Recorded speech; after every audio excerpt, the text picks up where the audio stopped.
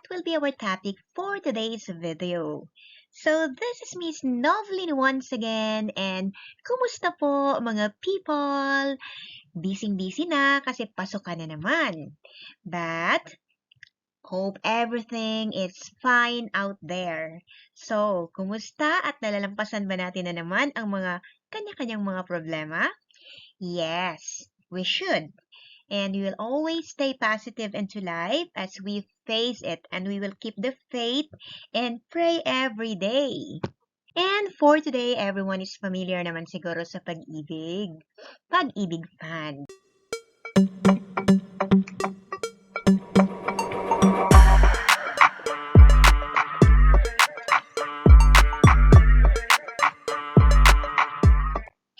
Here we have the Pag-ibig Fund MP2. Ito yung tinatawag nating MP2. Familiar ang lahat sa kung OFW ka or mga Pinoy, as we are, no? Okay. So we are so familiar with the Pag-ibig Fund because by the time na nag-uumpisa tayong mag-work, kaya hinihingi talaga itong Pag-ibig number ng ating mga employer. Okay, and as early as 18 years old, we can also register. We can get our number already for this Pag-ibig, and this is mandatory. And anyway, the Pag-ibig is the another program, savings program ng Pag-ibig, and today we're going to talk about common questions para sa MP2. Number 1, what is Pag-ibig Fund MP2 Savings Program? Mga people, kung ang MP1 is mandatory, ang MP2 naman is voluntary.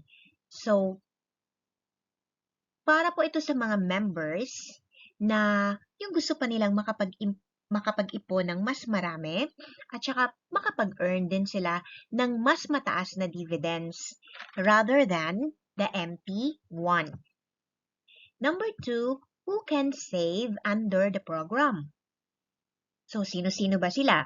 Ang pwede are the active Pag-ibig Fund members. So, kung active ka, pwede ka pang sumali dito sa MP2. Pwede rin yung mga former Pag-ibig Fund members na merong mga source of monthly income para meron din silang isi-save. At saka yung mga pensioners, pwede pa rin sila. Regardless of age, with at least an equivalent of 24 monthly savings. So at least meron pa silang 24 monthly savings, then pwede silang mag-apply dito sa MP2. Number 3, is there a minimum amount to what I can save under the MP2? The answer is yes. The minimum MP2 savings is only 500 pesos. So, as low as 500 pesos, pwede ka na mag-open ng MP2.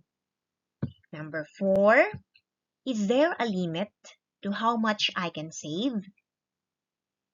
Sabi dito, there is no limit. You can save as much as you want under the MP2 savings program. So, in the event that you wish to save an amount exceeding 500,000 pesos or 500,000 pesos, you would have to remit the amount via personal or manager's check. Pag 500,000 na. Kasi malaki na rin yun. Number 5, how do I save under MP2 savings program?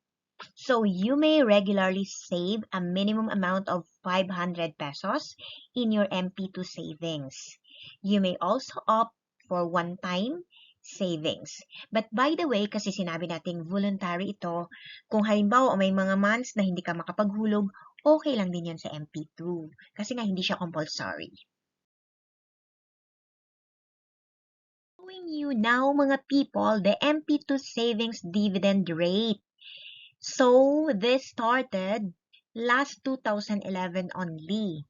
At saka, kung titingnan natin yung dividend rate ng MP2, okay, from 2011, it was 4.63. Noong 2012, naging 4.67. Bumaba ng konti lang naman last 2013 kasi from 4.67% ng dividend rate, 2013, naging 4.58. So, napakaliit na ano lang. So, 2013, bumaba siya konti, pero bumawi na naman siya noong 2014. Naging 4.69, wherein mas malaki pa siya from 2012. Tapos, noong 2015, 5.34%. See, nag-i-increase talaga. 2016, 7.43%. Noong 2017, ito yung pinakamalaki, 8.11%. Noong 2018 naman, medyo bumaba tayo ng naging 7.41%. 2019, last month ng 2019, no, yun na yung COVID. So, nagiging 7.23% siya. Nung 2020, kasagsagan to ng 2020 at saka 2021, kasagsagan to ng COVID. So, talagang expected, no, na bumaba din yung economy. 2020, 6.12, 2021, 6% siya. Pero bumawi tayo last year. Ang saya ko dito kasi kauumpisa ko lang naman din pala sa MP2 ko. Okay, so 2022, it reached 7.03% again. So, medyo nag-increase naman. At sana naman, tuloy-tuloy. Kasi may na-update tayo ng pag-ibig ngayon, no, na malaki na naman yung napahiram nila ngayon. Maabot na ng mga billions. So, we are expecting more dividends for 2023. Number 6, how much dividends will my savings earn? Your MP2 savings shall earn dividends at a higher rate than that of the regular savings.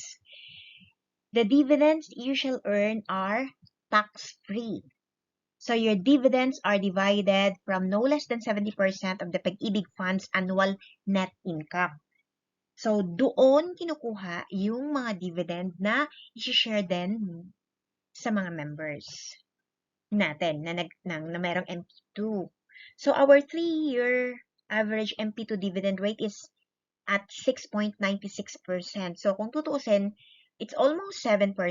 So, sobrang napakalaki na po ng 7% na annual dividend, especially when we compare it to the bank. Number 7, when can I receive my MP2 dividends? So, meron tayong 2 options na pagpipilian kung kailan natin gustong kunin yung ating mga dividends. Bear in mind na ilalak-in pala natin itong ating savings for 5 years. Pero yung dividends natin, we have 2 options when to receive. Number 1 is upon its 5-year maturity with your MP2 dividends compounded. Ibig sabihin, yung first year na interest mo, in the next year, yung dividend mo mismo, tutubo na naman siya. So, yung interest, magka-interest. So, kaya mas malaki. Pwede na namang taon-taon. With your MP2 dividends credited to your savings or checking account with Land Bank of the Philippines, Development Bank of the Philippines, DBP, or other banks that the Pag-ibig Fund may accredited in the future. Pero for now, we have only LBP and DBP. So for members who opt for annual dividend payout but have no Philippine bank account, especially in the case of overseas members, MP2 dividends shall be released via check payable to the MP2 saver. Okay, now, for number 8, can I reapply for a new MP2 savings once my MP2 savings matures? Yes, napakalaking yes po. Once your MP2 savings reaches its 5-year maturity, you may reapply for a new Pag-ibig MP2 savings account. Follow-up question here. Am I allowed to have more than one MP2 savings account? Okay, good question. Yes, you can open multiple MP2 savings account should you desire. Okay, share ko lang. I have 3 MP2 accounts. Kasi gitry ko talaga yung compounded at saka yung yung kukunin yung dividend every year. So at least I have the two dividend options.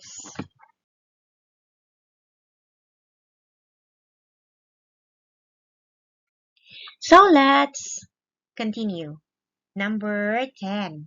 Are Pag-ibig MP2 savings guaranteed? Yes! Your MP2 savings are government guaranteed. Okay. So, napaka-safe ng pera natin and tax-free pa. Number 11. Where does Pag-ibig invest my money? Kasi nag-iipon tayo. So, bakit tayo magkaka-dividend? Ini-invest pa yung pera? Yes, ini-invest nila at saan? Okay, the fund invests at least 70% of its investable funds in housing finance. So, doon nila pinag-invest, no? As required by our charter. The fund also utilizes its funds for its short-term loan. Tinawag natin tong STL programs. And also, invest in government securities, time deposits, and corporate bonds. Okay, so dito nila ini-invest yung pera kung saan makakakuha tayo ng interest. Number 12, can my MP2 savings be withdrawn prior to its 5-year maturity? Kasi sabi ko nga kanina, di ba, lock in natin yung pera ng 5 years. Pero, may mga instances kasi na high need talaga natin yung pera. Pwede ba nating i-withdraw siya? Wala pang 5 years? The MP2 savings can be withdrawn prior to maturity under any of the following circumstances. So, ito po yung mga pwedeng dahilan na pwede nating kunin or pwede natin siyang i-withdraw kahit wala pang 5 years. Okay. Total disability or insanity. Yun yung mga reasons, ha? Okay. Number 2, separation from service by reason of health. 3, death of the member or any of his or her immediate family member. Number 4, retirement, except when the MP2 saver is already a retiree. Number 5, permanent departure from the country. Number 6, distressed member due to unemployment, limited to layoff and or closure of company. Subject to the approval of Pag-ibig Fund. No, I mean. Ulitin ko lang. Distressed member due to unemployment, limited to layoff, or closure of the company. Next is the critical illness of the member or any of his immediate family member as certified by a licensed physician. Subject pa to with the approval of the Pag-ibig Fund. Next is the repatriation of an overseas Filipino worker or OFW member from host country. The last reason here that you can withdraw your MP2 savings with other meritorious grounds as may be approved by the Pag-ibig Fund. So, pwede naman din. Hindi naman pala sila strict. Okay. Number 13. Am I allowed to pre-terminate and withdraw my MP2 savings prior to its 5-year maturity? How much will I receive? Okay, ang sagot dito is yes. A member may pre-terminate and withdraw his or her MP2 savings. A member who opts for compounding of MP2 dividends and later decides to pre-terminate his or her MP2 savings for reasons other than the circumstances stated above shall only be entitled to 50% of the total dividends earned. So, kung yung reason mo, bakit mo siya i-withdraw, wala doon sa na-mention natin sa answers ng number 12. Tapos, yung kinuha mo, anong option? Yung compounded. So, pwede mo siyang i-withdraw, pero yung dividend na matatanggap mo is only the 50%. Actually, sayang naman, but Anyway, it's up to the situation naman that we will encounter, no? Okay, then, a member naman who opts for annual MP2 dividend payout and later preterminates her MP2 savings for reasons other than those stated in number 12 will only receive her total savings. Ibig sabihin, wala ka matatanggap na dividend. Kasi MP2 savings for reasons other than in number 12, above shall only receive his or her total savings. So, dividend is not mentioned here. So, hindi mo matatanggap yung dividend. For number 14, how can one enroll in the Pag-ibig MP2 savings?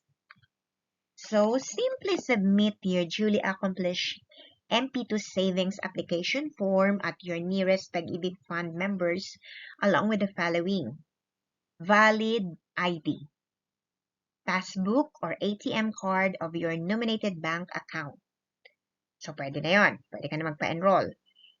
Pero, pwede ka rin mag-download the MP2 savings application form, okay, via http://dlforms.pagibigfund.gov.ph/dlforms.aspx. So, lagay ko na lang yung link na to sa description box. Kung gusto nyong mag-enroll ng Pag-ibig MP2, so pwede nyo lang itong i-download. So, meron nga tayong, di ba, online application. So, for the online application, meron po akong previous video, kung saan kailangan yung i-prepare mo na yung 5 requirements talaga bago kayo mag-succeed into activating or registering your this MP2. Okay, para magkaroon ka nito. So, we still have question. How do I pay my Pag-ibig MP2 savings? Okay.